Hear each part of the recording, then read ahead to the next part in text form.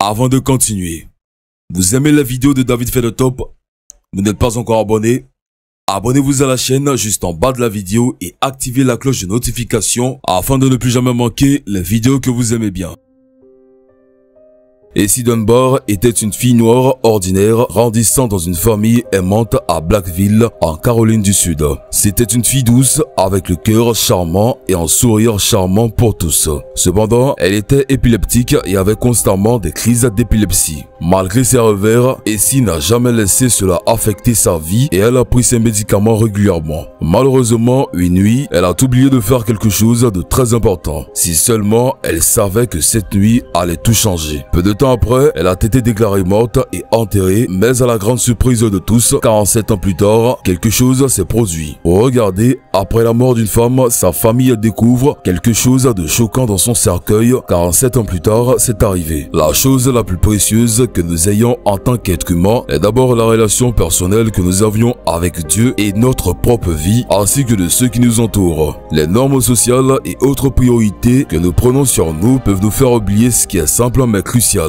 Certaines des erreurs les plus simples se terminent au prendre une vie sans même le savoir. Il en va de même pour Essie Dunbar, qui peut être considéré comme l'un des humains qui a le plus hérité de la grâce de Dieu à n'avoir jamais marché sur terre. En 1915, Essie Dunbar, alors âgée de 30 ans, souffre d'une crise d'épilepsie dont tout le monde pense qu'elle est la cause de sa mort. Le docteur Bright de Blackville, en Caroline du Sud, qui a assisté à Dunbar, avait rendu son verdict professionnel et déclaré la femme morte car il n'avait aucun signe de vie, ni respiration, ni pulse. Son cadavre avait été placé dans un cercueil en bois et le cercueil a été préparé pour 11 heures le lendemain matin. À cette époque, les funérailles se faisant assez rapidement car il n'y avait pas besoin de beaucoup de préparation. La sœur de Dunbar vivait dans la ville voisine et elle a été informée tardivement des funérailles ainsi que de la mort subite de sa sœur. La cérémonie a été plus longue que d'habitude car non pas un mais 3 prédicateurs se sont produits un par un. Quelque temps plus tard, le cercueil a été descendu dans le trou de 6 pieds de profondeur et rempli de terre recouvrant le cercueil.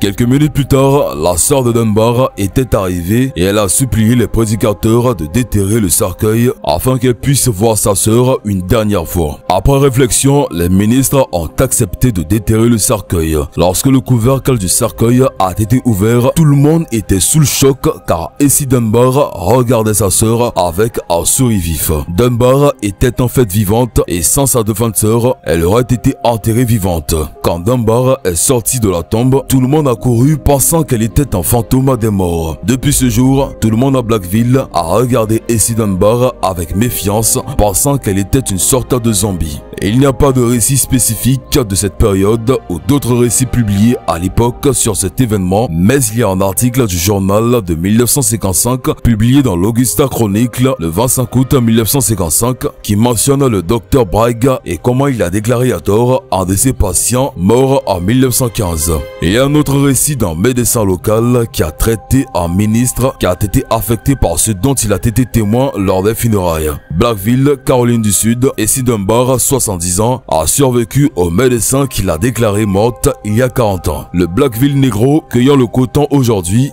bien vivant, même si ses funérailles ont été prêchées et son cercueil scellé il y a près d'un demi-siècle, l'étrange saga de sa mort, connue de la plupart des résidents plus âgés de cette ville, du centre-sud de la Caroline, a été dévoilée aujourd'hui à un journaliste de la chronique par le docteur Hugh Hammond, un médecin local qui a soigné un ministre qui a été blessé à la suite de l'incident bizarre. Essie Dunbar est décédée en 1955 à l'âge de 70 ans de cause naturelle. Il est intéressant de voir comment l'histoire de sa première mort n'a été écrite qu'en 1955 après sa deuxième mort. Incroyable cette histoire, me direz-vous? Donnez vos avis en commentaire. Qu'est-ce que vous pensez de cette histoire? Qu'est-ce que vous avez pu tirer comme leçon? Et voilà, on se dit à la prochaine pour une nouvelle vidéo.